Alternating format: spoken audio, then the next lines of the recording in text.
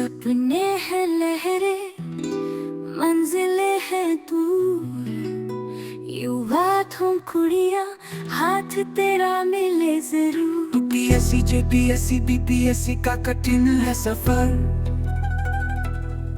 मेहनत से लिखेंगे इतिहास, न छोड़ेंगे कोई कसर, कोई कसर। आगे बढ़ ना रुक ना हार मान, युवा का साथ लगा दी है जान, पढ़ाई का जो।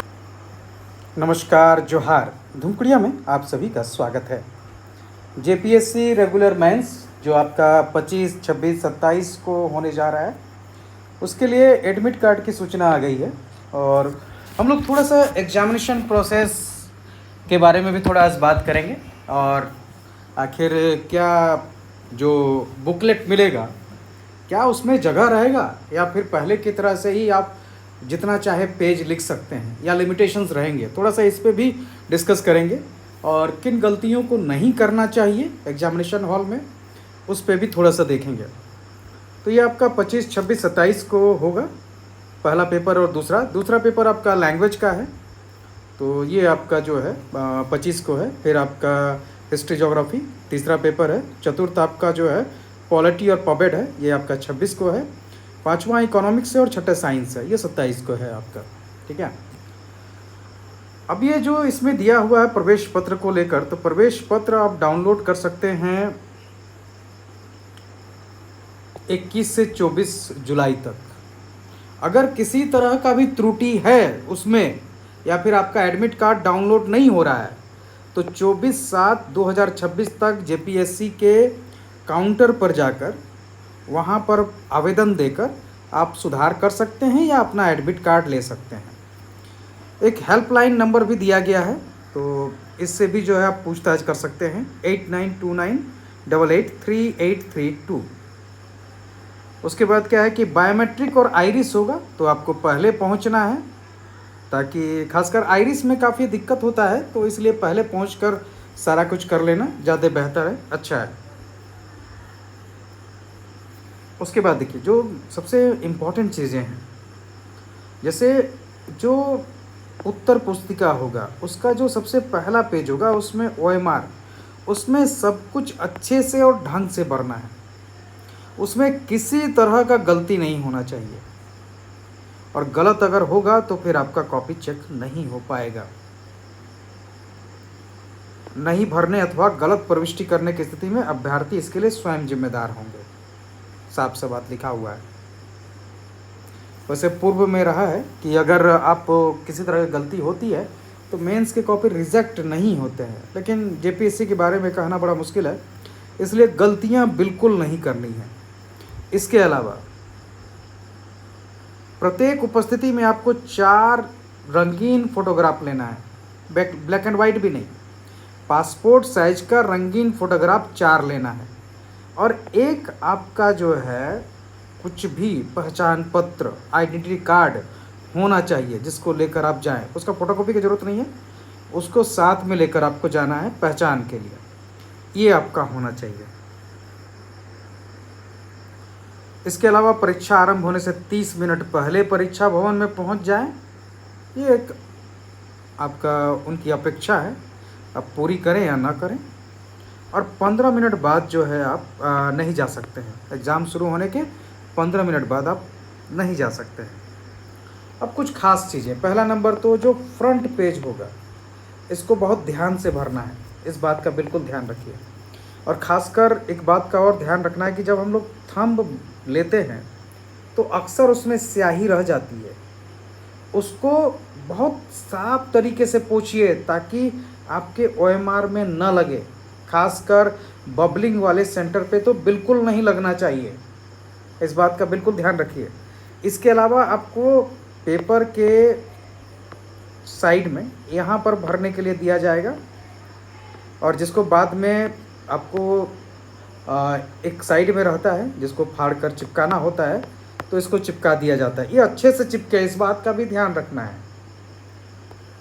तो ये 2 चीज़ें तो बहुत आपको ध्यान से करनी है। पहला, भरना बहुत ज़्यादा अच्छे तरीके से है, थंब का जो इम्प्रेशन होगा वो वहीं पर पड़े, और उसकी जो बची स्याही है वो आपके बबलिंग सेंटर पे तो बिल्कुल ना पड़े, इस बात का ध्यान रखना है। और तीसरा, ये जो साइड कॉर्नर पे जो लिखना होता है इसमें आपको मोड़ कर चिपकाना है, तो इसको ढंग से चिपकाना है और सही सही सारा कुछ लिखना है। अब आते हैं जहाँ तक अभी तक जो आपको एग्जामिनेशन हॉल में जो आपको क्वेश्चन पेपर मिलते हैं, तो क्वेश्चन पेपर तो मिलेंगे, लेकिन इसके साथ जो संभावना है अब, क्योंकि पिछले CDPO से लेकर ये देखा जा रहा है और ये JPSC का एक इनिशिएटिव्स है कि अब आपको पेज निर्धारित रहेंगे, आपके हर क्वेश्चन के लिए पेज निर्धारित रहेंगे। अब किस तरह से पेज निर्धारित रहेगा? क्या उसमें क्वेश्चन लिखा रहेगा? नहीं रहेगा। जहाँ तक संभावना है आपको, जैसे पार्ट 1 है तो पार्ट 1 दे दिया गया या क्वेश्चन नंबर 1 दे दिया गया। अब जैसे क्वेश्चन नंबर 1 में आपको एक क्वेश्चन और रहता है, आप इसमें से कोई भी इसमें बना सकते हैं। क्वेश्चन लिखिए और उसको बनाइए। क्वेश्चन नंबर यहाँ पर नहीं रहेगा, क्वेश्चन नहीं लिखा रहेगा, संभावना उसकी कम है, वो नहीं रहेगा। आपको क्वेश्चन नंबर लिखा रहेगा या पार्ट लिखा रहेगा। अब कितने पेज मिलेंगे, ये भी सवाल है। जहाँ तक उम्मीद है आपको पेज अच्छे खासे मिलने चाहिए। 10 से लेके आपको 20 पेज तक मिल सकते हैं। 40 नंबर का सवाल है तो अच्छा खासा देगा, लेकिन उम्मीद है आपको कि 10 से लेके 20 पेज, मतलब कि 5 पन्ना से लेके 10 पन्ना तक ये दे सकती है JPSC। इसी के बीच रहेगा जो भी रहेगा, और हर क्वेश्चन का रहेगा। तो क्वेश्चन यहाँ बुकलेट में, आंसर बुकलेट में लिखा नहीं रहेगा, लेकिन उम्मीद है कि पार्ट या क्वेश्चन नंबर लिखा रहेगा और उसी के अकॉर्डिंग आपको लिखना है। तो इसमें यह समस्या भी ख़त्म हो जाती है कि और लिखना है, क्योंकि आप इसमें से कोई भी बना लीजिए, हाँ क्वेश्चन जरूर लिखिए, इस बात का ध्यान रखना है। दूसरा, मार्जिन आप दोनों साइड दीजिए, इस बात का भी ध्यान रखना है, इस बात को लेकर। और सारा कुछ साफ और स्वच्छ तरीके से लिखना है। फ्लो चार्ट ये सब जितना कुछ बनाते हैं आप सफिशिएंट उसमें स्पेस दीजिए ताकि वो बेहतर तरीके से दिखे। क्योंकि आंसर का सबसे बड़ा चीज़ क्या है कि आप कितनी चीज़ें वहाँ पर अंदर डाल रहे हैं वो मैटर नहीं करता है, क्योंकि कौन उतना घुस घुस के पढ़ेगा। फ्रंट में चीज़ें दिखनी चाहिए, ये ज़्यादा मायने करता है। इसलिए इस बात का ध्यान रखना है कि फ्लो चार्ट ये सब जो है आपके आने चाहिए, मैप ये सब आना चाहिए, और थोड़ा गैप बना रहना चाहिए आपके 2 वर्ड्स के बीच में, ताकि वो विजिबल हो, मिक्स की तरह से न लगे। हाँ, पेज आपको थोड़ा भरा भरा हो, इस बात का भी ध्यान रखना है। ऑब्जेक्टिव के लिए भी अलग से पेज हो सकते हैं, ये भी है, या फिर हो सकता है ऑब्जेक्टिव उसी में प्रिंट करा दे, या उसके लिए देखिए क्या करती है JPSC इस बार। संभावना है कि उसके लिए पेज अलग से रहेगा और उसमें आपको जो है लिखना है। जो आपके ऑब्जेक्टिव है उसमें ध्यान देना है कि आपको उत्तर तो लिखना है, उत्तर लिख सकते हैं, लेकिन साथ में जो ऑप्शन है MCQ में जो आपके ऑप्शन दिए जाते हैं ABCD, ये ज़रूर लिखने हैं। सिर्फ उत्तर लिख के नहीं छोड़ना है। जैसे मान लीजिए किसी का उत्तर, मान लीजिए ऑस्ट्रेलिया है, तो सिर्फ ऑस्ट्रेलिया लिख के नहीं छोड़ना है, उसका क्या ऑप्शन है A या B, वो लिखना बहुत ज़रूरी है। या फिर आप सिर्फ ऑप्शन लिख के ही उसको पूरा कर सकते हैं। तो इन बातों का ज़रूर ध्यान रखिए एग्जामिनेशन हॉल में, और शांत होकर एग्ज़ाम दीजिएगा। जहाँ तक है पहले से प्रिपेयर कीजिए। अगर किसी भी तरह का पर्सनल गाइडेंस या सुझाव चाहिए तो आप धुमपुड़िया की वेबसाइट से रजिस्ट्रेशन कर सकते हैं और टाइम ले सकते हैं।